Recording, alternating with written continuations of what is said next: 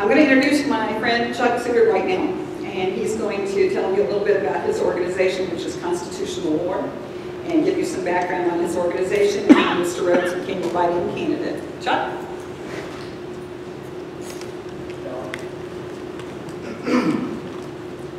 Well, my organization is constitutionalwar.org. I support Republican candidates from time to time, but not every time. You know, we probably cause a little bit more trouble than some folks would like to have caused. But tonight, first, I want to talk about, before I talk about how I met John, is talk about the Constitution a little bit.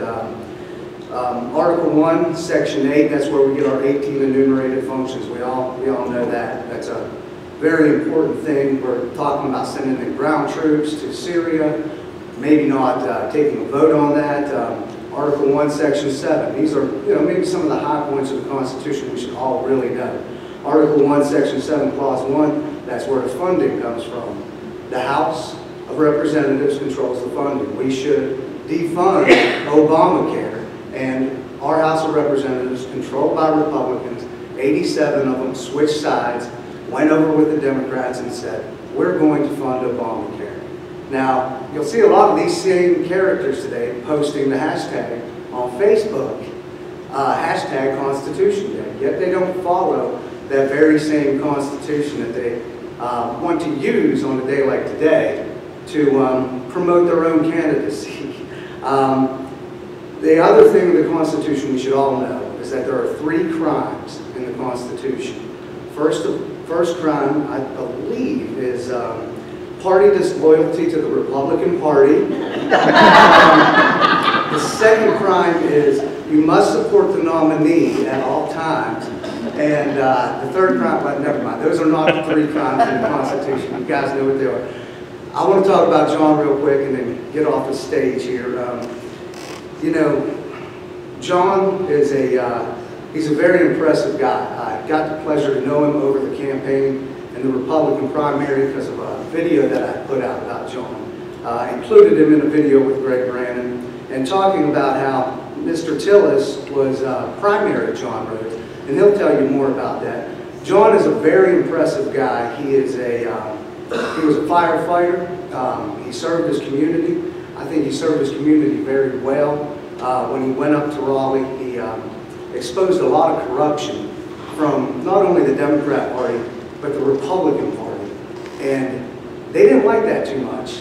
See, whenever our guys get in positions of power, the Republican establishment will fight us as hard as they are worried about us fighting them right now with this write-in campaign. And I just want to thank you guys for coming out and being willing to take the fight back to them. And with that, I'll introduce my friend, John Rhodes, and I hope you guys have a beautiful evening, and please ask as many questions as you would like, because you really need to get to know this story of this great patriot. Thank you.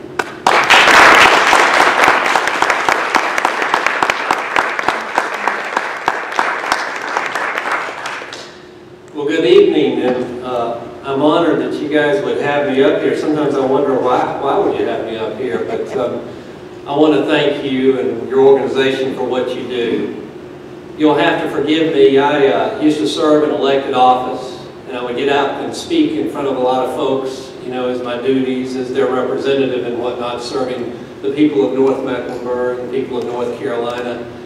But it's been a while since I've spoken in front of a large group or groups of folks. So if I hiccup a bit, please forgive me and please be understanding. I know I'm not much to look at, but we're not as polished as some of maybe the politicians that you'll see out there, and certainly not as well funded or whatnot. If there are any issues with noise, just please raise your hand and do this, because I want to make sure that you can hear everything that I might have to say that might be of interest to you this evening. As Chuck said, I am John Rhodes. I'm an unaffiliated write-in candidate for the United States Senate from North Carolina. I served as a representative in the North Carolina House of Representatives from 2003 to 2007. At the time, I was a registered Republican. and I fought very hard for the core beliefs of the Republican Party. When I was up in Raleigh serving, we were speaking out against a lot of the things that were going on there from both the Republicans and Democrats, and I promised the people back home when I went up there that I would serve with all my heart. And they said, "John, that's good, but we don't want that much heart." We spoke out against the issues and the things that were going on up there. And people would come to me from my own party, from party leadership, and they would say, "John, please don't be talking out against that stuff. Please, please don't be speaking out." I said, "Well, I'm kind of a little confused here because when I got to Raleigh on the first day, I swore an oath, and I meant it. And I swore an oath to uphold the laws of the state of North Carolina, the Constitution of the state of North Carolina, and also the Constitution of the United States." I said, yeah, all that's convenient and that's all nice and everything for the stump speech, but hey, you're up here in Raleigh now, come on. You need to kind of fit in, don't stick out like a sore thumb. Don't come out after you and get you. I said, well, I'm not here to create a career out of this. I'm here to serve the people who elected me. So I served and I served and I served and I spoke out against corruption that was going on, that I saw. When I got up there on the House floor, I'll tell you folks, it was like, wow, we made it to the big show. I can remember the first time I stepped onto the House floor, all the lights coming down, the big red carpet up there on the House of Representatives. I felt like a basketball player stepping for the first time on the court of the NBA basketball court with all the bright lights and everything. It was very exciting. And I was thinking, wow, I can't believe that I'm actually here at this hallowed institution, the North Carolina House of Representatives. Well, those lights started to grow very dim very quickly when I took a survey of what was going on up there in the House. You see, Republicans worked hard. They knocked on thousands of doors. They walked hundreds of miles. They got the Republicans elected. We had the majority. And then one guy decided he would switch his party affiliation over to Democrat. And that threw a whole tailspin into everything. So we had a 60-60 split. Well, there was this other guy who decided that he wanted to be the Republican speaker, the sole Republican speaker, and the members of the caucus wouldn't have that. So he said, well, I'll just cut a deal with the Democrat speaker. At the time, it was Jim Black. And boy, that was just treason. That was just terrible that they would do that, because basically what they were doing is, we're not going to really stand for any Republican principles or conservative principles. We're just going to do whatever we need to do to stay in power, and I didn't have anything to do with that. I can recall there was a fundraiser in Charlotte for one of these elected representatives, and we picketed and protested that representative. He was a Republican.